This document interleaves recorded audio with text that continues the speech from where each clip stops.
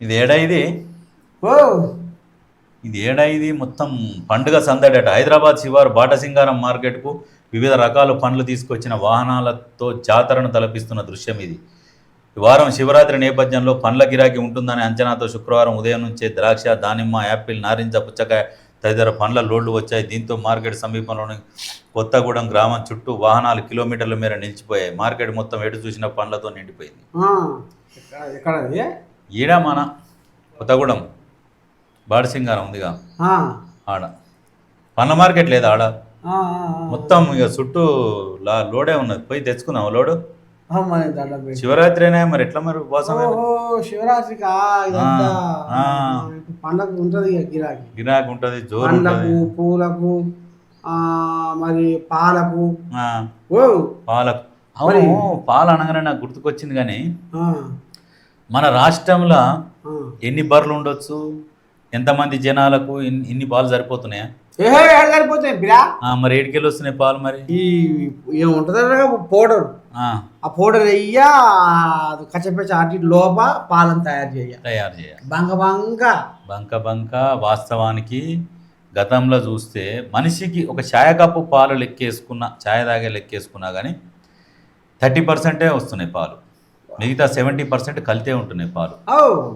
70% ఈ ప్యాకెట్లలో మొత్తం అదే కథ. యూరియాతో కూడా చేస్తున్నాయి కదా మధ్యన. యూరియా కలుపుతారు, సోడా కలుపుతారు, గంజి కలుపుతారు, ఇంకేదో తెల్లగా ఏదో పౌడర్ ఉంటే అది కలుపుతారు, గమ్ము కూడా కలుపుతారు. మరి ఎట్ట తోడుకుంటాయి? తోడేస్తే ఇక తోడుకుంటాయి అంటే అంటే అలా ఇప్పుడు వెనకడికి ఏమో పాలల్లో నీళ్ళు పోసేది, ఇప్పుడు నీళ్ళలోనే పాలు పోస్తారు. అట్లా ఆ రకంగా చేస్తున్నారు. ఇది మాయగారం తప్పిన దంద తాత. జనాల పాలాలు ఈ పాల వల్ల, ఈ బర్రెలకు ఇంజక్షన్లు ఇవ్వడం వల్ల చిన్నపిల్లలు ఆడిబోరలు ఉంటారు కదా, ఈ 10 ఏళ్ళకు 11 ఏళ్ళకే పుష్పవతి అయిపోతాం. ఈ మందుల కూడు మగ పోరగాలు కూడా మన దూది ఉబ్బినట్టు ఉబ్బుతారు, తొందరగా పొడుగవుతారు, తొందరగా ముసలోళ్ళు అవుతారు, మెత్తగా అయిపోతారు, ఇట్లా లూజ్ అవుతుంది తోలంతా. అంతే, అట్లా అయిపోతారు జనాలు. ఆ కల్తీ తాగడం వల్ల, కల్తీ తినడం వల్ల. ఆలోచించుకోవాలి జనాలు. ఈ పనులు కూడా అంతే అయిపోయాయి. చెట్లకు మందు కొడుతుండే, భూమిలోకి పోతుండే, నీళ్ళు అవుతుండే, మొత్తం ఇక అదే కాదు. ఇంకా వీడికి వచ్చినాక ఉరిగడ్ల మక్క పెడుతున్నాడగా వేసి కార్పెట్. అమ్మా, ఉరిగడ్డి కూడా అవసరం లేదు కార్పెట్కు. ఇంత పేపర్లో చూడతారు, డబ్బలు వేసారు, డబ్బలు వేసి మూత పెడితే కథ 2 రోజులకే మొత్తం ఇట్లా పచ్చగా అవుతాయి. అరటి పండ్లకి ఏమో నీళ్ళలో కెమికల్ వేసి అలా ముంచి ఇట్లా తీసి ఆడ పెడితే పచ్చగా అవుతాయి. నువ్వు శివరాత్రికి తోలు తీసి చూడదాంది, గట్టిగా వెళ్తుంది అది. అట్లా ఉన్నాయి వ్యవహారం. అందుకనే పండ్లు కూడా ఇక పండ్లు ఏం పండ్లు అంటే ఇక బావుల కాడ జామ చెట్లు, గీమ చెట్లు పెట్టుకునే ఉంటే గవి ఒరిజినల్ ఉంటాయి. అంతేనా? చిప్తాల చెట్లు ఉంటాయి కదా, చిప్తాల చెట్లు ఇప్పుడు కాదు, ఎప్పుడైనా ఉంటే బావుల పోయిన చిప్తాల చెట్లు, జామ చెట్లు ఉండనిస్తున్నాయి కోతులు. అయ్యో, మరి కోతులకు పోయి అడవిలో కట్టె పెడితే పీకేస్తున్నాయి కోతులు. కాదు, కోతులకేమో అడవిలో పోయి కట్టె పెడితే నేను పెట్టినాను.